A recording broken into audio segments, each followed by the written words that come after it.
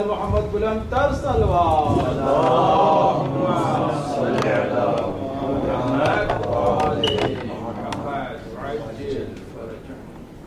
والدی کے بلند تر صلوات. اللهم صل على محمد وآل محمد وعجل فرجهم. آپ کے علم میں ہے کہ حالیہ دنوں میں ہمارے بھائی جناب احمد مہدی صاحب کے والد اور پھر ہماری بہن اور احمد صاحب کے سسر خانہ ان کی وفات ہوئی.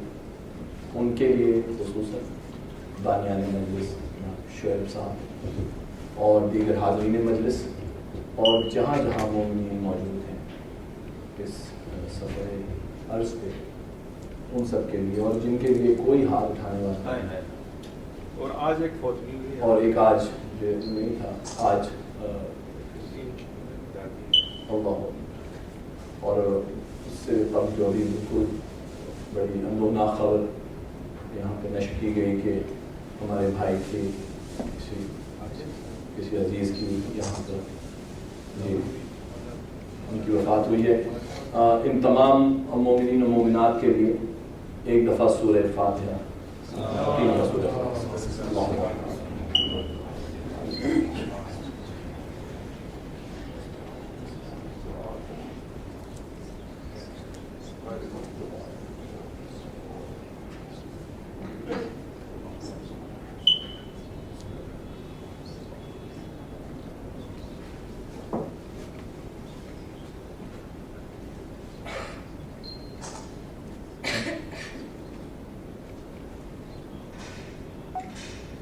محمد وآل محمد بلند تر صلوات. اختصار انتشار کا پیش خیمہ نہیں ہونا چاہیے. آپ بکھرے ہوئے ہیں تھوڑا سا آگے تشریف لے آئیے تاکہ یہ گلدستہ سج جائے اور گفتگو میں بھی آسان ہو جائے. ایک دو بلند آواز سے ضرور پڑھیے.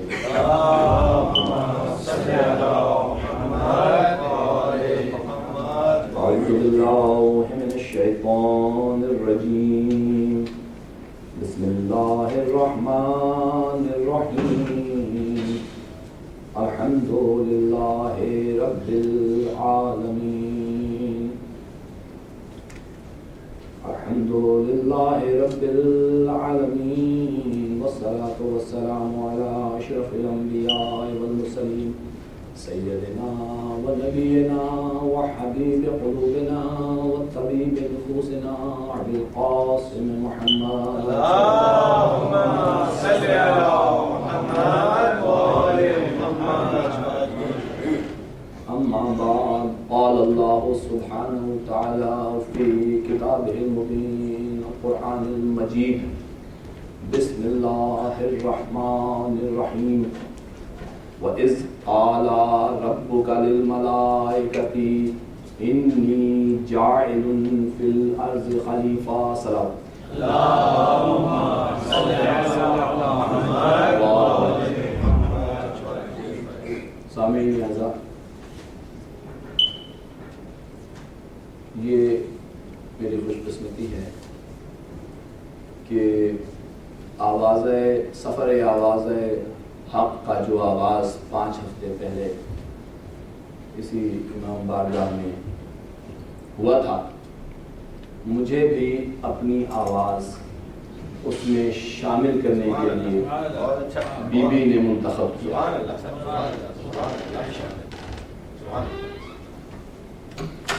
اور یہ انتخاب اس حوالے سے بھی میرے لیے باعث فخر ہے کہ قبلہ تشریف رکھتے ہیں اور یقیناً ان کی مجالس اور دیگر علماء کی مجالس کو سنتے ہوئے میرے پاس کچھ اتنے سکے جمع ہو سکے کہ وہ آپ کے پاس آپ تک میں پہنچا سکیں. اور یہ آواز حق میں اپنی آواز ملا دینا نہ آسان ہے اور نہ اس میں آپ کو بہت بہت زیادہ عقلی اور فکری مدارج طے کرنے پڑتے ہیں.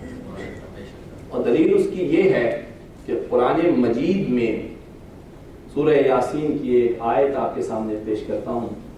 بسم اللہ الرحمن الرحیم وجاء من اقصى المدینة رجل یسعی قال یا قوم اتبعوا المرسلین.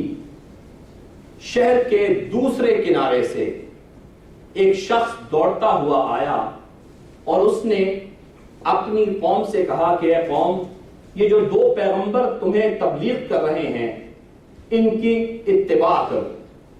پیغمبروں کی موجودگی میں شہر کے دوسرے کنارے سے ایک شخص آتا ہے اور اپنی قوم سے کہتا ہے اتبعوا المرسلین، اتبعوا من لا يسألكم اجرا وهم مهتدون. ان کی اتباع کرو جو تم سے سوال اجر نہیں کر رہے اور خود وہ مہتدون میں سے ہیں. قوم نے آواز حق میں آواز ملانے والے اس شخص کا یہ جملے سنے اور اس کو قتل کر دیا. بعد میں انبیاء کو بھی قتل کر دیا، لیکن پہلے اس کو قتل کر دیا. بارگاہ خداوندی میں یہ شخص پہنچا اور وہاں اس نے ایک جملہ کہا، اور وہ جملہ قرآن نے اسی سورہ یاسین میں آگے ایک سٹیٹمنٹ کے طور پہ دیا. بما غفر لی ربی وجعلنی من المکرمین. وہ شخص کہتا ہے کہ میرے رب نے میری مغفرت کر دی اور مجھے مکرمین میں شمار کر دیا. تو کبھی یہ مت دیکھیے گا، یہ کبھی مت دیکھیے گا کہ آواز حق میں آواز ملانے کا انجام کیا ہے. کم سے کم وہ اعزاز جو اللہ کی طرف سے عطا ہوتا ہے وہ یہ ہے کہ آپ انبیاء سے پہلے جنت میں پہنچتے ہیں اور اللہ کی مغفرت آپ کی تقدیر میں آتی ہے اور اللہ آپ کو مکرمین میں شمار کر دیتا ہے. عجیب بات ہے کہ مسلمان اس آیت پر پورا ایمان رکھتے ہیں اور کہتے ہیں کہ بالکل ٹھیک ہے، دو انبیاء کی مدد کرنے والا شخص اگر اللہ کے پاس جائے شہید ہو کے تو وہ مغفورین میں سے بھی ہے اور مکرمین میں سے بھی ہے، مگر 1,24,000 پیغمبروں کی اعانت کرنے والا وہ حسین ابن علی علیہ السلام کہ جس کی جنت میں یہ شخص گیا ہے، اگر وہ اپنے وقت کے فاسق اور ظالم کے سامنے کھڑا ہو جائے تو مسلمان اس کو اجتہادی خطا کہنا شروع کر دیتے ہیں. حسینیت زندہ باد، آواز بلند نعرہ صلوات. یہ متناقضات ہیں، یہ پیراڈاکسز ہیں اسلام میں جو صراط مستقیم سے ہٹنے والے گروہ نے اپنے مفاد کے لیے بنائے. تو قرآن مجید منتخب کرتا ہے اور آج کی مجلس بھی اسی موضوع پر ہے، انتخاب کے موضوع. اللہ سورہ بقرہ آیت 30 میں فرماتا ہے وَإِذْ قَالَ لِلْمَلَائِكَةِ، اور جب اے رسول یاد کرو وہ وقت جب تمہارے رب نے ملائکہ سے کہا انی جاعل فی الارض خلیفہ، کہ بے شک میں ہی. یہ جملہ اسمیہ ہے، استمرار پہ دلالت کرتا ہے اور اس کا مطلب یہ ہے کہ اللہ یہ کہہ رہا ہے کہ صرف میں ہی زمین پر خلیفہ منتخب کر رہا ہوں. حضور یہ عجیب بات ہے، یہ لفظ از ہے، یہ بھی بڑا ایک عجیب و غریب لفظ ہے. اللہ کہہ رہا ہے رسول کو، اے رسول یاد کرو وہ وقت. یاد اس کو کرایا جاتا ہے جو کسی واقعے کا ناظر ہو، دیکھنے والا ہو، گواہ ہو یا حامل واقعہ ہو یا واقعہ اس سے متعلق ہو. ایسے حضور کو یاد، معاملہ کیا ہے؟ معاملہ یہ کہ آدم کو خلافت دی جا رہی ہے لیکن حضور کو کہا جا رہا ہے کہ وہ وقت یاد کرو. اور اس کی ایک اور دلیل دیکھیے قرآن مجید سورہ بقرہ میں جب اللہ حضرت موسیٰ سے کہہ رہا ہے وَإِذْ نَجَّيْنَاكُمْ مِنْ آلِ فِرْعَوْنَ يَسُومُونَكُمْ سُوءَ الْعَذَابِ وَيُذَبِّحُونَ أَبْنَاءَكُمْ وَيَسْتَحْيُونَ نِسَاءَكُمْ. اور اے موسیٰ وقت یاد کرو جب ہم نے تمہیں نجات دی اور آل فرعون سے تمہیں نجات دی جو تمہیں بڑا سخت عذاب چکھاتے تھے، تمہارے بیٹوں کو ذبح کر دیتے تھے اور تمہاری بیٹیوں کو زندہ رکھتے تھے. تو حضرت موسیٰ حامل واقعہ بھی تھے اور ناظر واقعہ بھی تھے، جانتے تھے کہ ایسا ہوا ہے اور اس عہد سے متعلق بھی تھے. تو اس کا مطلب ہے کہ یہ ماننا پڑتا ہے کہ جس وقت حضرت آدم کو خلافت دی جا رہی تھی میرا رسول، میرا نبی اس وقت بھی موجود تھا. تو یہ کلیم مسلمانوں کا، یہ ہائپوتھیسس مسلمانوں کا کہ رسول کو 40 سال کے بعد خلافت ملی. مگر یہاں ایک سوال یہ پیدا ہوتا ہے کہ جب آدم کو خلافت دی جا رہی تھی تو اللہ اس وقت ملائکہ سے بھی مخاطب ہے. وَإِذْ قَالَ رَبُّكَ لِلْمَلَائِكَةِ، ملائکہ سے. تو یہ کیسے پتا چلے کہ میرا رسول ملائکہ سے بھی پہلے تخلیق کیا ہوا ہے؟ دیکھیں سورہ زمر کے اور آیت، ان اکون، عجیب و غریب، وَأُمِرْتُ ان اکون اول المسلمین. اے رسول، اور مجھے حکم دیا، رسول اللہ کہہ، اے میرا نبی کہہ رہا ہے، مجھے حکم دیا گیا ہے کہ میں پہلا مسلمان بن جاؤں. معلوم یہ ہوا کہ اسلام اللہ کے نزدیک اکیلا دین ہے، جو بھی پہلی تخلیق ہوگی وہ مسلمان ہوگی. تو یہ آیت صراحتاً بتا رہی ہے کہ رسول ملائکہ سے پہلا مسلمان ہے. ملائکہ بھی مسلمان ہیں، آپ کو علم میں ہے، ملائکہ بھی مسلمان ہیں. جو اللہ کی اتباع کرتے ہیں وہ جن بھی مسلمان ہیں، انسان بھی مسلمان ہیں، انبیاء بھی مسلمان ہیں. تو اس آیت میں صاف یہ بتایا جا رہا ہے. مگر اس سے بھی ایک بہتر آیت قرآن مجید میں، جس میں اللہ نے رسول کی بندگی کا اعلان کیا، اور اعلان بھی عجیب انداز سے کہا، وَإِن كَانَ لِلرَّحْمَٰنِ وَلَدًا فَأَنَا أَوَّلُ الْعَابِدُونَ. اور اگر اللہ کے کوئی بیٹا ہوتا تو میں تو سب سے پہلا عبادت گزار ہوں. بڑی بڑی آیت ہے حضور، اس میں بڑے نکات ہیں. اگر رحمان کے کوئی بیٹا ہوتا تو میں تو سب سے پہلا عبادت گزار ہوں. اگر کوئی بیٹا ہوتا تو یقیناً اللہ کی عبادت کرتا، میں اس سے پہلے عبادت گزار ہوں، میرے یہ علم میں ہوتا. لہٰذا اللہ کے کوئی بیٹا نہیں. بہت اور بھی نکات ہے اس آیت کے، لیکن مجھے اپنی منزل کی طرف آنا. تو معلوم یہ ہوا کہ مسلمانوں کا یہ عقیدہ کہ 40 سال کے بعد رسول کو رسالت ملی، یہ غلط ہے. وَتُقَلِّبُكَ فِي السَّاجِدِينَ، نہیں، یہ تو وہ رسول ہے کہ جو اول المسلمون ہے، پہلا مسلمان ہے، پہلا عبادت گزار ہے. اور اس کا نور اسلام میں پاکیزہ سجدہ کرنے والوں کے اسلام میں جو ہے کروٹیں دیتا رہا ہے. تو یہ قرآن مجید کی آیت جو آپ کے سامنے ہدیہ کی گئی، جس کا شرف میں نے حاصل کیا، وَإِذْ رَبُّكَ لِلْمَلَائِكَةِ إِنِّي جَاعِلٌ فِي الْأَرْضِ خَلِيفَةً. تو بڑا اس میں اہم ہوتا ہے کہ میں زمین پر خلیفہ منتخب کرنے جا رہا ہوں. معلوم یہ ہوا کہ کائنات میں چاہے وہ ملائکہ ہوں، چاہے وہ انبیاء ہوں، چاہے وہ جنات ہوں، چاہے وہ انسان ہوں، اور ان کی وہ کہیں بھی متمکن ہوں، لیکن حجت زمین پر ہی آئے گی. یہ گفتگو آپ تک پہنچ کہ حجت زمین ہی پر آئے گی، خلیفہ زمین پر ہی آئے گا. اب اس بات سے کیا آپ کو اس بات کا اندازہ ہوا کہ کیا سبب ہے کہ جب بھی امام مہدی کا تذکرہ کیا جاتا ہے تو ہمیشہ یہ کہا جاتا ہے کہ امام تمہیں مکہ میں ملیں گے، تمہیں مدینہ میں ملیں گے، تمہیں کاظمین میں ملیں گے، تمہیں نجف میں ملیں گے، کربلا میں ملیں گے، فرش اعظم پہ ملیں گے. اور چاہے عیسیٰ آسمان پہ ہوں، چاہے ادریس آسمان پہ ہوں، چاہے خضر آسمان پہ ہوں، چاہے الیاس آسمان پہ ہوں، جب میرا امام نماز پڑھنے کے لیے زمین پر موجود ہوگا تو یہ سارے انبیاء اور تمام ملائکہ میرے امام کی اتباع کرنے کے لیے زمین پر آئیں گے. نعرہ حیدری، خلیفہ زمین پر ہی رہے گا. کائنات کی تمام مخلوقات اس کی اتباع کے لیے زمین کی طرف دیکھیں گے.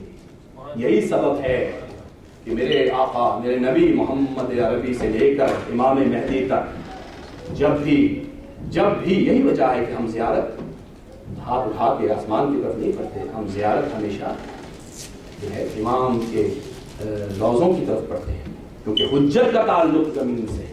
اور جہاں جہاں پر بھی اتباع ہوگی وہاں پر انبیاء بھی جو ہے وہ ان کی اتباع کرنے آئیں گے. یہی وجہ ہے کہ امام آپ کو ہمیشہ زمین پر ملیں گے. تو بلند آواز سے دور پڑھیں.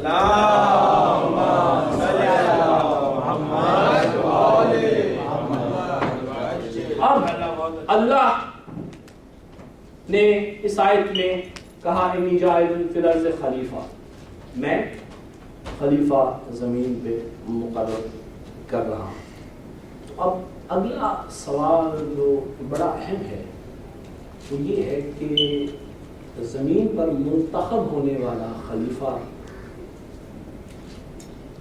کون منتخب کرے گا اس کو؟ اللہ نے ایک تو جملہ انی کے ساتھ کر دیا جس کا مطلب ہے نہیں، لیکن مسلمانوں نے اس سے اتفاق نہیں کی، اور قرآن سے کچھ دیکھتے ہیں، تحقیقی معاملہ ہے، قرآن سے کچھ آیات دیکھتے ہیں جو صراحتاً صاف انداز میں مسلمانوں کے موقف کی جو ہے تائید نہیں کرتی بلکہ ان کو ریجیکٹ کرتی ہیں، اور ہمارے ائمہ کا جو موقف ہے اس کو سامنے ہو گیا۔ میں خصوصاً کے ساتھ آخری سے بات کر رہا ہوں کیونکہ بچے بھی ہمارے بیٹھے ہیں، تو خلیفہ کبھی انسان منتخب نہیں کر سکتا۔ اچھا کیا دلیل ہے؟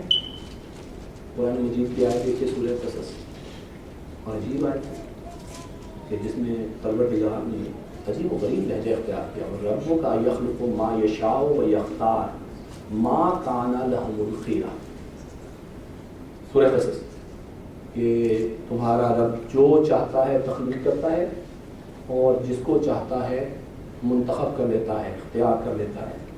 ما کان لہم الخیرہ، تمہارے بندو تمہارے پاس منتخب کرنے کا کوئی اختیار نہیں۔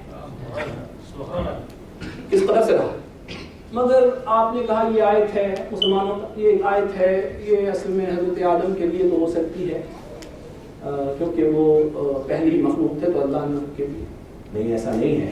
قرآن مجید میں سورہ صاد میں پھر ایک اور آیت ہے، اللہ حضرت داؤد سے گفتگو کر رہا ہے، اور گفتگو کرتے کرتے ایک قرآن میں آیت آتی ہے، دیکھیں، یا داؤد، اے داؤد، ان جعلناک خلیفۃ فی الارض، اے داؤد ہم نے تمہیں زمین پہ خلیفہ، ہم نے تمہیں زمین پر خلیفہ مقرر کیا۔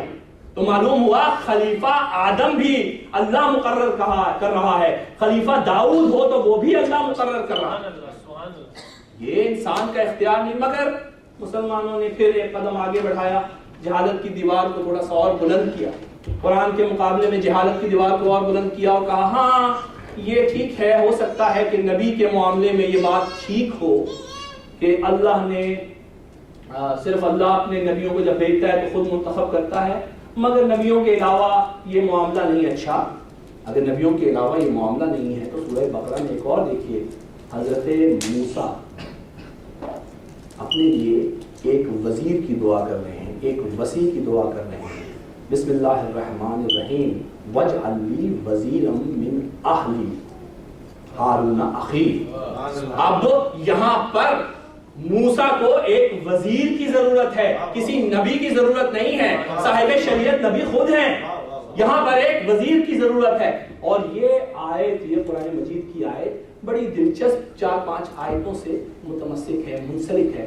آپ نے بہت مشہور آیتیں ہیں، رب اشرح لی صدری ویسر لی امری واحلل عقدۃ من لسانی ویفقهوا قولی۔ اس کے بعد کی آیت ہے کہ یہ جو قرآن مجید کی پہلے آیت ہے، میں پہلے اس کا ترجمہ کر دوں آپ کے سامنے۔ عجیب ہو گئی، ایک دم بلند آواز سے سبحان اللہ۔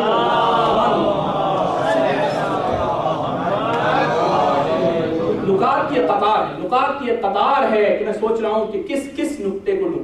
بسم اللہ الرحمن الرحیم، قرآن مجید نے بڑے واضح انداز میں یہ گفتگو کی، وَاجْعَلْ لِي وَزِيرًا مِّنْ أَهْلِي ہارون اخی، اے رب العالمین میرے لیے ایک وزیر بھیج۔ وزیر وہ ہوتا ہے جو زندگی میں مدد کرتا ہے۔ ایک دعا میرے نبی نے بھی کی اور انہی الفاظ کے ساتھ کی، وَاجْعَلْ لِي مِن لَّدُنْكَ سُلْطَانًا نَصِيرًا، اے میرے پروردگار میرے لیے اپنی لدن سے، مولانا کی بڑی عمدہ گفتگو لدنیت پہ اور اندیت پہ ہے، اس کو نہیں میں دہراؤں گا، لیکن بڑی خوبصورت دعا ہے کہ اے میرے پروردگار میرے لیے بھی اپنے لدن سے ایک سلطان النصیر بھیج جو میرا مدد کرنے والا ہو۔ اب نصیر اور وزیر کا فرق دیکھ لیجئے کہ موسیٰ نے جو دعا مانگی اس کے نتیجے میں اللہ نے وزیر عطا کیا، موسیٰ وزیر سے آگے کی دعا کر نہیں سکتے تھے۔ یہی وجہ ہے کہ وزیر وہ ہے کہ جو زندگی میں مدد کرے اور اس کے بعد یہ مدد ختم ہو جائے، لیکن آپ جانتے ہیں نصیر وہ ہے کہ جب مدد کی ضرورت پڑے، چاہے زندگی میں مدد کی ضرورت پڑے، چاہے زندگی کے بعد مدد کی ضرورت پڑے، جب مدد پڑے۔ اور آپ اکثر کہتے ہیں نعم المولا و نعم النصیر، اے اللہ تو نصیر ہے ہمارا، جب بھی ہمیں مدد کی ضرورت پڑے گی تو کرے گا۔ تو یہی سبب ہے کہ علی کا جب تذکرہ آئے گا تو نعم المولا نعم النصیر کا معاملہ ہوگا، اور جب ہارون کا تذکرہ آئے گا تو وہاں پہ وزارت موسیٰ کا معاملہ ہوگا۔ ایک بس بلند آواز سے درود پڑھیے۔ رب اشرح لی صدری، میرا سینہ کھول دے۔ اس سے پہلے کیا ہے؟ رب اشرح لی صدری، میرا سینہ کھول دے۔ کسی یہودی کو آپ نے آج تک یہ کہتے ہوئے سنا کہ ہمارے نبی موسیٰ کا سینہ کھولا گیا؟ اور بلکہ قرآن کی آیت کا یہ مزاج بتا رہا ہے کہ رب اشرح لی صدری، سینے کا کشادہ ہونا، سینے کا کھل جانا کوئی بہت بڑی نعمت ہے جس کے لیے نبی دعائیں کرتے ہیں۔ اللہ اکبر! مسلمانوں کی بدقسمتی کہ جو جس نعمت کے لیے موسیٰ ہاتھ اٹھا کے دعا کریں، اللہ کی بارگاہ میں گڑگڑائیں، اللہ میرے نبی کے لیے الم نشرح لکا صدرکا، الم نشرح لکا صدرکا، اے رسول کیا ہم نے تیرے لیے تیرا سینہ کشادہ نہیں کر دیا؟ وہ نعمت جو موسیٰ کو گڑگڑا کے ملتی ہے، میرا مالک میرا پروردگار میرے نبی کو تحفے میں وہ نعمت عطا کرتا ہے۔ یہ عجیب و غریب معاملہ ہے۔ وَاجْعَلْ لِي وَزِيرًا مِنْ أَهْلِي، اور جب موسیٰ دعا کریں تو کہیں کہ میرے اہل میں سے ایک وزیر بھیج، تو موسیٰ کو خاندان سے ہارون ملے، اور جب میرا نبی دعا کرے مِن لَدُن کا اپنی طرف سے، تو کعبے سے علی ملتا ہے، کعبے سے علی ملتا ہے، اللہ کی طرف سے جو ہے مددگار آتا ہے۔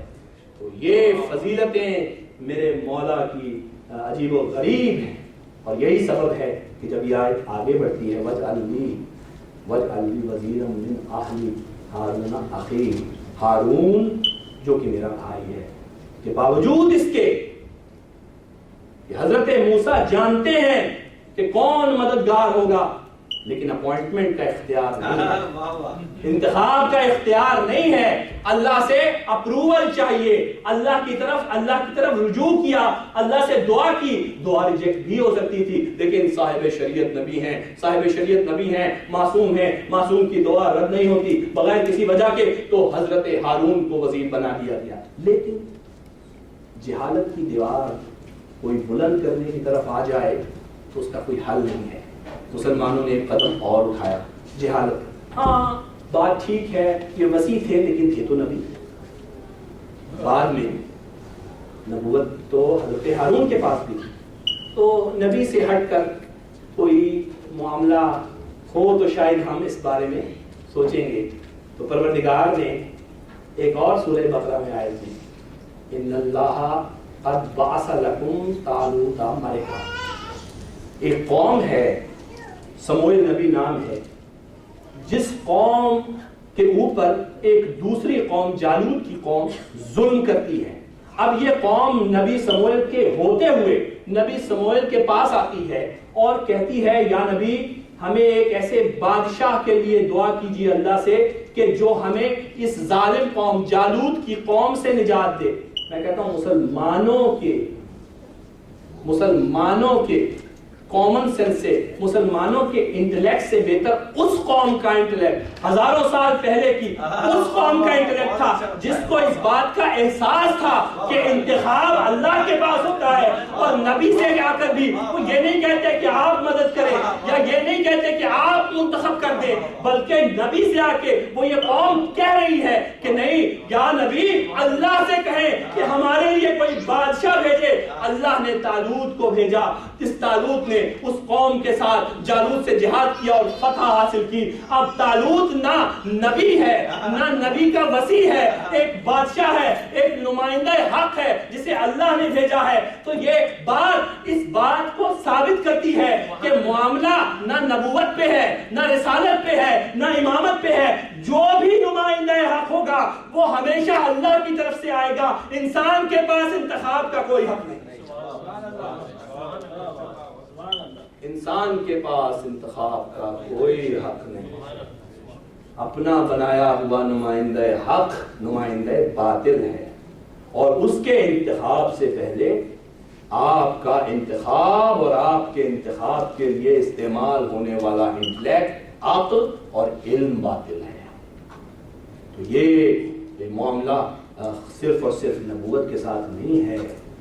یہ معاملہ صرف یہ نہیں ہے. اگر آج لوگ کہتے ہیں کہ یزید بہت متقی ہوتا تو کیا آپ اس کو مان لیتے؟ تو ہم کہتے ہیں کہ سب سے بڑا ظلم یہ ہے کہ جو نمائندہ حق نہ ہو وہ نمائندہ حق کی نمائندگی لینے کے لیے کسی نمائندہ حق کی سرکوبی کے لیے چل پڑے، اس پر ظلم کرے. ہمارا مقدمہ یہ نہیں ہے کہ یزید فاسق تھا یا جابر تھا یا شرابی تھا یا زانی تھا. ہمارا مقدمہ یہ نہیں ہے. ہمارا مقدمہ یہ ہے کہ جب بھی نمائندہ حق کا کوئی حق سلب کرے گا ہم اس کے خلاف کھڑے ہو جائیں.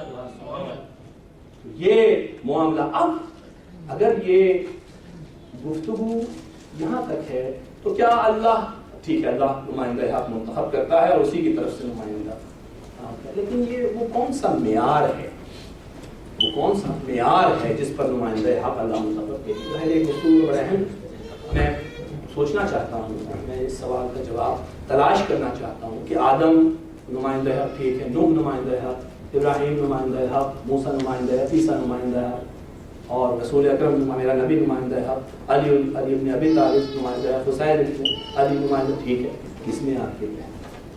تو اللہ نے ایک آیت پورے کا فرمایا وَإِذِ ابْتَلَىٰ إِبْرَاهِيمُ رَبُّهُ بِكَلِمَاتٍ فَأَتَمَّهُنَّ، اور جب تمہارے رب نے ابراہیم کا کلمات سے امتحان لیا تو اس نے اسے تمام کیا، وہ اس امتحان میں کامیاب ہو گیا. تو کیا ہوا؟ انی قال جاعلک للناس اماما. جواب میں جب ہم نے دیکھا کہ کامیاب ہو گیا ابراہیم تو ہم نے جواب میں ابراہیم کو لوگوں کا امام بنا دیا. جاعلک للناس اماما، صرف لوگوں کا امام بنا دیا. ابراہیم کی جب گفتگو ہوگی تو بات لوگوں کی امامت سے آگے نہیں بڑھے گی. لیکن سورہ یاسین کی ایک اور آیت دیکھیے، بسم اللہ الرحمن الرحیم، انا نحن نحیی الموتى ونکتب ما قدموا وآثارهم وکل شیء فی احصیناہ فی امام مبین. ہم نے ہر چیز کا وہ امام مبین میں محصور کر دیا ہے. اب حضور کے پاس جب یہ آیت اتری، حضور کے پاس یہ آیت اتری تو مسجد نبوی کا ماحول تھا. حضرت عمر کھڑے ہو گئے، حضرت ابو بکر کھڑے ہو گئے اور کیا کہا؟ یا رسول اللہ یہ امام مبین توریت ہے. رسول اللہ نے کہا نہیں، یہ امام مبین توریت نہیں ہے. انہوں نے پھر سوال کیا کیا یہ امام مبین زبور ہے؟ رسول نے پھر جواب دیا نہیں، یہ امام مبین زبور نہیں ہے. پھر سوال کیا کیا انجیل ہے؟ حضور نے پھر مخاطب کیا نہیں، انجیل نہیں ہے. پھر دونوں نے کہا کیا یہ قرآن ہے؟ انہوں نے کہا نہیں. رسول نے کہا نہیں، یہ قرآن نہیں ہے. اتنی دیر میں علی ابن ابی طالب سامنے آ رہے تھے. حضور نے کیا تم کیا سمجھتے ہو؟ کیا زبور قرآن کیا زبور امام مبین ہے؟ کیا توریت امام مبین ہے؟ کیا انجیل امام مبین ہے؟ کیا قرآن امام مبین ہے؟ نہیں، وہ دیکھو علی ابن ابی طالب امام مبین ہے. تو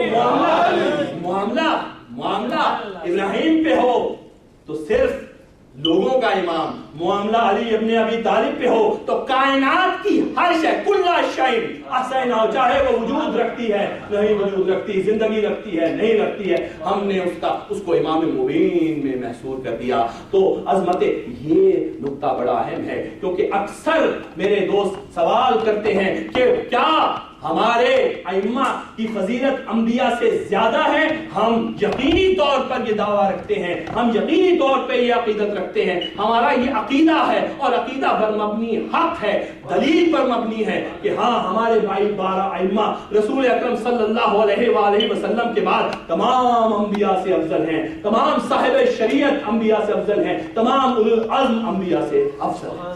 محمد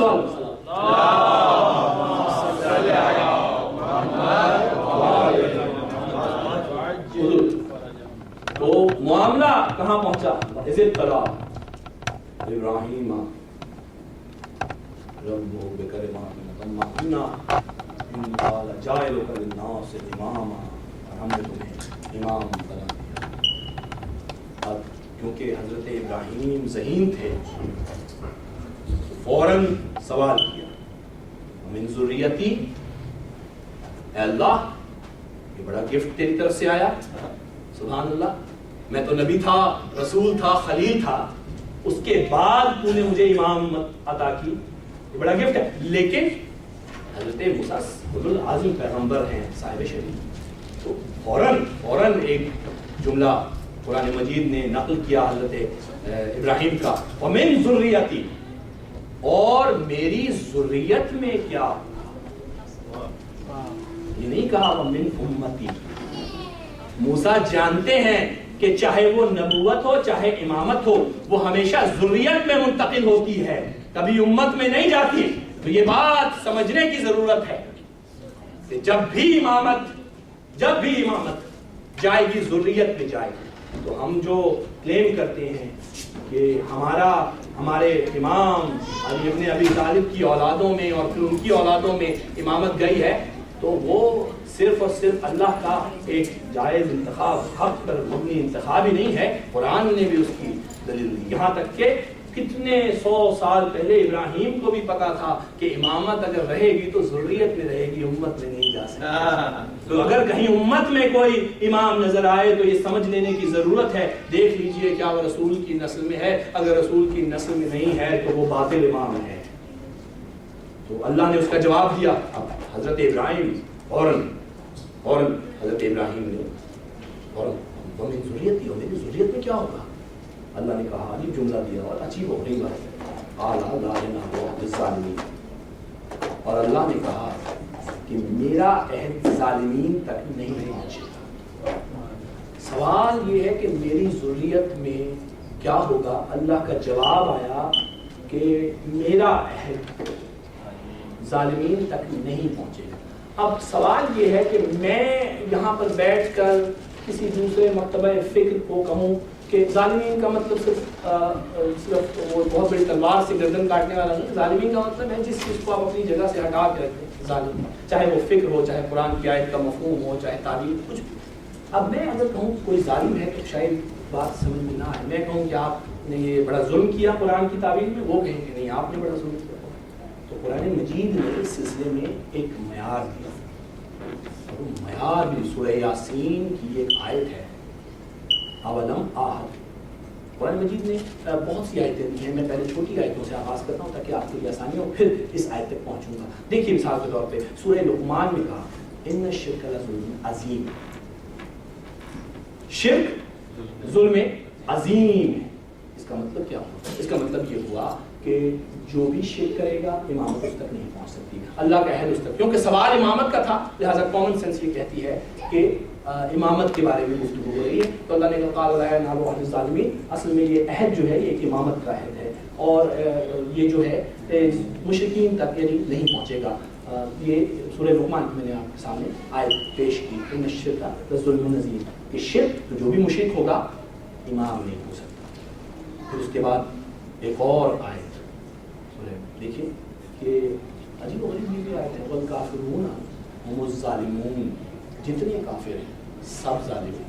मालूम ये हुआ कि जो काफिर है या था वो जालिम है, और जो जालिम है उस तक इमामत नहीं पहुंच सकती। अच्छा, फिर उसके बाद एक और बड़ी दिलचस्प सी कुरान, यहाँ तक पहुँचने के बाद आपसे सवाल भी किया जा सकता है कि हाँ वो ठीक है कि कोई था किसी अहद में जालिम, लेकिन उसने तौबा कर ली, और तौबा करने के बाद वो फिर ताइब हो गया, तो अब लेकिन ज़िंदगी में बिल्कुल नूर ही नूर है। तो अल्लाह ने एक अजीब व गरीब कुरान में आयत रख दी, और ऐसी आयत कि जिसको पढ़ने के बाद दूध का दूध और पानी का पानी हो जाता है।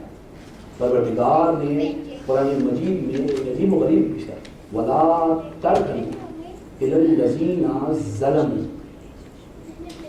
वला तरकनु इलल लज़ीना ज़लमू।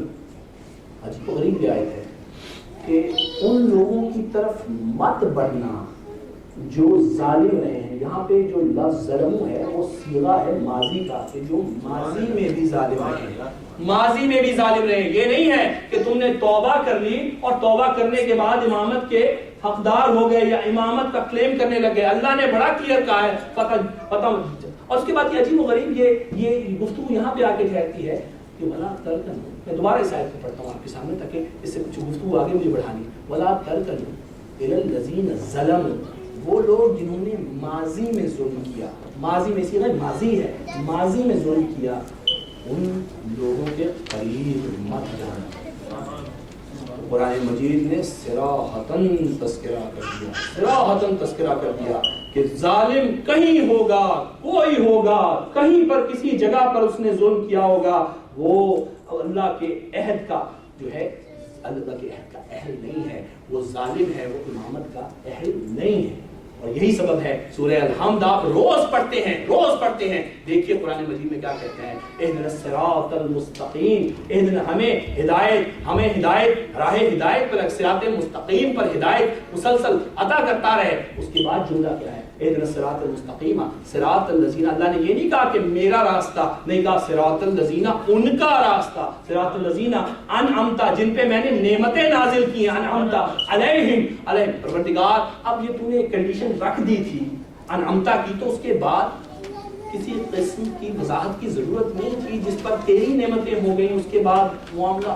لیکن اللہ قرآن مجید میں یہ بات اس صراحت کے ساتھ بتا رہا ہے کہ ایسے لوگ تم میں موجود ہوں گے کہ جن کے پاس دولت ہوگی, جن کے دسترخوان لمبے ہوں گے, یا جن کے پاس اچھی صحت ہوگی, یا جن کے پاس غلام ہوں گے, تو وہ یہی کہیں گے کہ دیکھیں ہم ہی صاحب نعمت ہیں, ہم ان کے مقابلے میں جو زمین پر مظلوم تھے ہمیں اللہ نے زیادہ نعمتیں عطا کی. اور متعدد جگہ پر جب شام میں کربلا والوں کا سفر رہا تو متعدد جگہوں پہ یہ گفتگو کی گئی کہ اللہ نے ہمیں نعمتوں سے سرفراز کیا ہے, ہمیں غذا عطا کی ہے, ہمیں رزق عطا کیا ہے, ہمیں آزادی عطا کی ہے, تم دیکھو تمہارا کیا معاملہ ہے. اور جناب سیدہ زینب نے مسلسل اس غلط سوچ کا نہ صرف یہ کہ اس کا پراپر طریقے سے رسپونڈ کیا اس ایشو کو, بلکہ بتایا کہ تو گفتگو کیا ہے, انعمت علیہم, یا اللہ تو صرف کہہ دیتا انعمت علیہم, جن پہ نعمت نازل ہو گئی انہی کی راہوں پہ چلنا. لیکن اللہ نے کہا نہیں, غیر المغضوب, جن پہ میرا غضب نازل ہوا ہے ان کی راہ پہ نہیں ہے. اچھا اب بات سمجھ میں آ گئی, کیا اللہ تو صرف یہ کہہ دے کہ جن پر نعمت نازل ہوئی, جن پہ غضب تیرا نازل نہیں ہوا, جو مغضوب نہیں. بس یہاں تک کافی تھی بات. اللہ ایک پازیٹیو کریکٹرسٹکس, ایک نیگیٹو, ایک صحیح لوگ, ایک غلط لوگ پتہ چل گیا. لیکن اللہ نے اس سے آگے بات بڑھائی, غیر المغضوب, جو مغضوب غلط دعا لے, کیونکہ اللہ جانتا تھا کہ ایسے لوگ آئیں گے جو آپ کے ساتھ ہی اپنی امت کے سامنے کہیں گے کہ دیکھو میں نے بھی 63 سال کی زندگی گزاری ہے, میں بھی ابھی طالب کے ساتھ تھا, کبھی تم نے دیکھا کہ میری طرف پتھر آیا ہو, یا کبھی تم نے دیکھا کہ مجھے کوئی ایسی بیماری لگی ہو, یا کبھی تم نے دیکھا کہ اللہ کا کوئی غضب مجھ پہ نازل ہوا ہو. تو اللہ نے ایک اور جملہ پھر آگے رکھا, ولا ضالین. اور یہ بھی دیکھ لینا, صرف یہی نہیں دیکھنا کہ نعمتیں ہیں, یہ بھی مت دیکھنا کہ صرف میرا غضب نازل ہوا ہے, نہیں دیکھنا, یہ بھی دیکھنا کہ تمام عمر کہیں ظالمین میں تو ان کا شمار نہیں تھا, کہیں کسی بت کے سامنے تو سجدہ نہیں کیا تھا, کہیں شراب تو نہیں پی تھی, کہیں زانی تو نہیں تھا. یہ تمام گفتگو کرنے کے بعد اللہ کی ذات نے وہ راہ متعین کی. ہاں جب دیکھ لینا کہ تمہارا یہ مخاطب در حقیقت صاحب نعمت بھی ہے, غیر المغضوب بھی ہے, ضالین میں بھی شمار نہیں ہے, تو پھر دیکھنا وہ کون ہے. ہاں وہ جو ہوگا اس تک میرا عہد پہنچے گا, کیونکہ وہ ظالم نہیں ہوگا. تو یہ گفتگو اس مرحلے پر پہنچ گئی ہے کہ جہاں پر ہم یہ بات اسٹیبلش کرنے کی پوزیشن میں آ گئے ہیں کہ ہاں ہمارے امام تک پہنچنے والی امامت اللہ کے معیار کے عین مطابق ہے. اور یہ جو عصمت ہے در حقیقت جہاں پہ ظلم نہ ہو وہ جگہ عصمت ہے, وہ معیار عصمت. تو یہ عصمت کا معیار آپ کو علی ابن ابی طالب اور ان کی اولاد کے علاوہ کہیں نہیں. تو قرآن اسٹیبلش کر رہا ہے, یہ ہمارا عقیدہ نہیں ہے اور نہ تشیع کی وہ فکر ہے کہ جو صرف اور صرف محبت میں اپنے عقائد بلند کر لے. یہ عقیدہ رسول کی طرف سے، اور صرف رسول کی طرف سے نہیں، رسول نے اللہ کی طرف سے لے کے ہمیں آیا. تو یہ گفتگو اس موضوع پہ پہنچ گئی ہے کہ جہاں پر اب مجھے آگے بڑھنا ہے، تو یہ خاندان وہ ہے کہ جہاں پہ ظلم کا گزر نہیں ہے، یہاں پر بالغان فکر امامت کے عہدے پہ فائز ہوتے ہیں، اور یہاں کے تو بچے بھی ظالم نہیں ہو سکتے، ظلم کا شائبہ ان تک نہیں پہنچتا. یہاں کے تو بچے بھی منتخب ہیں، بچے بھی منتخب ہیں، قطعاً ایسا نہیں. اور دلیل میں آپ کو دیتا ہوں، مولانا تشریف رکھتے ہیں، تمام روایتیں بتاتی ہیں کہ حسین نے سکینہ کو تہجد کی نمازوں میں رو رو کر مانگا تھا. حسین نے سکینہ کو تہجد کی نمازوں میں رو رو کر مانگا تھا، گڑ گڑا کے مانگا تھا، یا اللہ مجھے ایک ایسی بیٹی عطا فرما جیسی بیٹی تو نے میرے نانا کو دی تھی. ایک ایسی بیٹی عطا فرما کہ جیسی بیٹی تو نے میرے نانا کو دی تھی. اللہ جانے کس انداز سے دعا قبول ہوئی کہ جو مظالم جناب سیدہ پہ پڑے وہی مظالم جناب سکینہ پہ پڑے. اللہ اکبر. بابا کے جانے کے بعد وہ فاطمہ تھی جسے دروازے اور دیوار میں کچل دیا گیا اور زخم اس کے جسم پہ آیا. اور یہ سکینہ تھی کہ جو کربلا کے بعد، بابا کے جانے کے بعد اپنے جسموں پہ زخموں کے انبار لے کے صحرا میں پھر رہی تھی. وہ جناب سیدہ تھی کہ علی نے غسل دینے سے پہلے چیخ ماری. یہ جناب سکینہ تھی کہ بی بی زینب نے غسل دینے سے پہلے چیخ ماری. وہ جناب زینب تھی کہ روتے روتے وہ گریہ حالت گریہ تھی کہ پورے شہر نے آ کے علی سے کہا علی دور لے جاؤ. یہ جناب سکینہ تھی کہ دربار یزیدی میں ہلچل مچ گئی. اللہ اکبر. ہم سب بیٹیوں والے ہیں، آپ جانتے ہیں، جن کی بیٹیاں ہیں وہ سمجھتے ہیں کہ بیٹیوں کی محبت کیا ہوتی ہے. اللہ اکبر. بیٹیوں کی محبت کیا ہوتی ہے. بیٹی کہیں سے آئے، جتنے مرضی بیٹے ہوں، اگر آپ کے پاس آ کر آپ کے گلے لگ کے کہے گی تو آپ انکار نہیں کر سکتے. ہر بیٹی کا یہی ہے، ہر باپ کا یہی ہے. ہر باپ اپنی بیٹی کو اسی طرح سے دیکھتا ہے، اسی طرح محبت کرتا ہے. بیٹوں کو ہٹا دیتا ہے، بیٹی کو گلے سے لگاتا ہے. یہ عجیب بچی اور دعا کرتا ہے کہ یا اللہ اس کا بچپنا، اس کی عزت سلامت رہے، اس کی جوانی اپنے گھر میں جائے وہاں سلامت رہے، اس کا بڑھاپا اپنے بچوں کے ساتھ سلامت رہے. یہ باپ کی دعا ہے جو ہر لمحے اس کی ہر سانس میں رہتی ہے. اللہ اکبر. سکینہ کہ جس کے پاس بچپنا آیا اپنے باپ کے سینے پہ سوتی تھی، کہتی تھی ہاں میرے بابا آپ کے سینے کے علاوہ سکون کہیں نہیں ملتا. ایسا ہی تھا بچپنا، ایسا ہی تھا. لیکن ابھی بچپنا گزرا ہی نہیں تھا، ابھی تو بچپنا گزرا ہی نہیں تھا کہ کربلا آ گئی. اور یہ کربلا کے بعد کیا ہوا کہ سکینہ زلجنا کے پیروں سے اپنے ہاتھوں سے زلجنا کے پیروں کو پکڑ لیا، سنگا پکڑ لیا. حسین دیکھ رہے ہیں، نہ قاسم ہے، نہ عباس ہے، نہ اکبر ہے، کوئی نہیں ہے. اللہ اکبر. اور اردو کا شعور ہے. اردو نے ایک عجیب و غریب شعر، ایک شعر مین انیس کا آپ کے سامنے رکھ رہا ہوں. عجیب و غریب. کم سے کم وہ تسلی جو ایک مشرک بھی کسی انسان کو دے سکتا ہے وہ یہ ہے کہ کیا ہوا، کیا تمہارا کوئی مر گیا. وہ ایک جملہ جس میں صرف 2 لفظ ہیں، وہ یہ ہے کیا ہوا. یہ کم سے کم تسلی کے 2 لفظ ہیں. مین انیس کا شعر دیکھیے گا. عباس مر گئے، علی اکبر جدا ہوا. عباس مر گئے، علی اکبر جدا ہوا.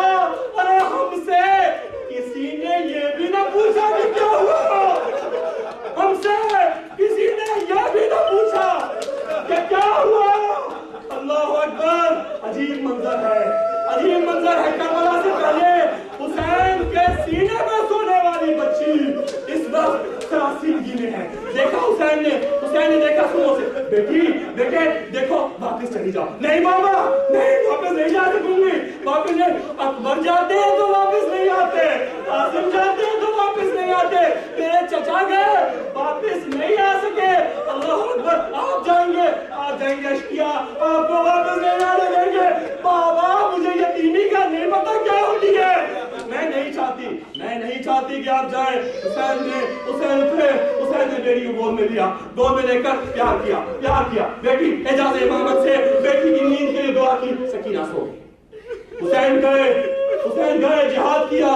انا للہ و انا الیہ راجعون. حسین اپنے پروردگار کی طرف چلے گئے. شام غریبہ آ گئی. اللہ اکبر. جب بچوں, اب صورتحال کیا ہے؟ صورتحال یہ ہے کہ تمام بچے بھاگ رہے ہیں, صحرا میں بھاگ رہے ہیں. سراسیمگی ہے, خوف ہے, تاریکی ہے, اشکیاں ہیں, خیمے لٹ رہے ہیں, بچوں کو مارا جا رہا ہے. ایک بچی, اب یہ سکینہ ایک جگہ پہ کھڑی ہے. اچانک اس نے دیکھا کہ ایک شقی گھوڑے پر اس کی طرف بڑھ رہا ہے. سکینہ بھاگی اور پھر بھاگتے بچی بھی تھک گئی, تھک کے ملک گئے لگی. قرآن, اے شیخ کیا تو نے قرآن نہیں پڑھا؟ اس نے کہا ہاں میں نے قرآن پڑھا ہے. تو بی بی سسک کے کہتی ہے کیا تو نے سورہ زور میں یہ نہیں پڑھا کہ یتیموں پر ظلم نہیں کیا جاتا. اس نے آگے بڑھا, بھول گیا, باطل تھا, بھول گیا. آگے بڑھ کر بی بی کے دور کھینچ لیے, گوشوارے کھینچ لیے, خون کان سے چل کے دامن تک آ گیا. اللہ اکبر. اور یہی نہیں ہوا, بیوی نے سراسیمگی کے عالم میں دور ہونا چاہا تو شقی نے تماچے مارے, اور تماچے وہ کہ جن کے نشان 1 سال تک نہیں جا سکے.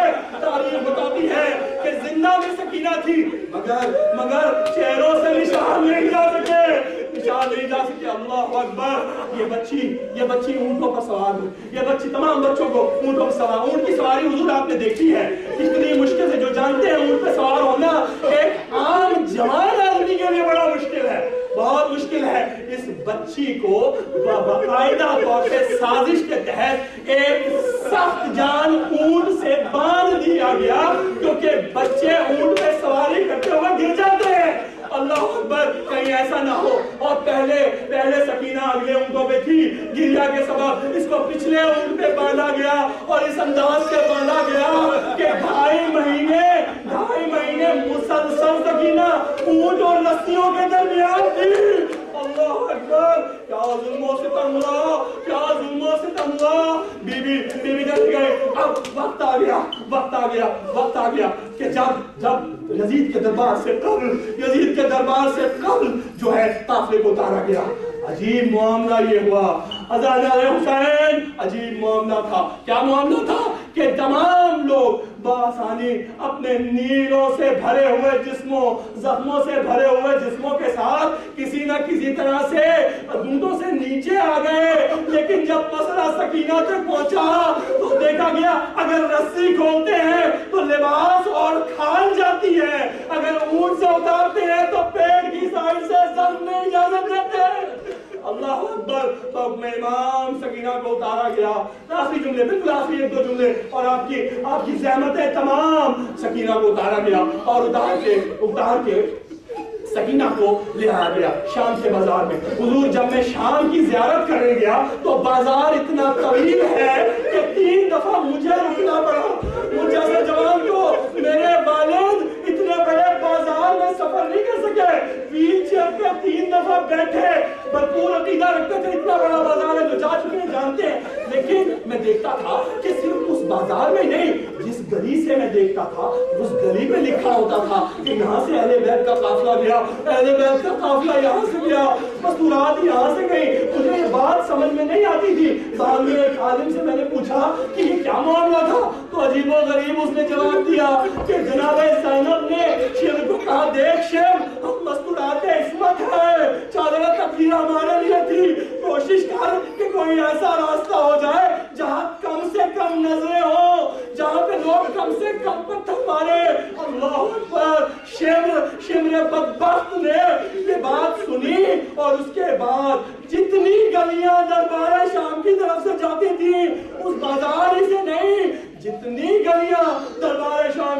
جاتی تھی. شمر اللعین نے سکینہ کو، جناب زینب کو، تمام مستورات کو ہر گلی سے پھلایا. اللہ اکبر. اور بیویوں کو دربار تک پہنچایا. زندہ آ گیا. اب ایک وقت ہے، ایک شام. اس کے بعد سکینہ نے کلام نہیں کیا، گمسم بیٹھی ہوتی تھی اور بہت دنوں تک گمسم بیٹھی رہی. یکدم ایک دن اپنی پھوپھی سے کہنے لگی، یا پھوپھی اماں ایک بات بتائیں گی، سکینہ کا یہ کلام مہینوں کے بعد تھا، یتیمہ کا یہ کلام مہینوں کے بعد تھا. بی بی زینب چونک گئی. کیا ہوا سکینہ، کیا پوچھنا چاہتی ہو؟ اللہ اکبر. سکینہ نے اس جالی سے جہاں سے بمشکل دھوپ یا ہوا آتی تھی ایک دفعہ اس کی طرف نظریں کی اور کہا، مجھے یہ بتائیے کہ جو پرندے وطن جا رہے ہیں کیا ہم نے کبھی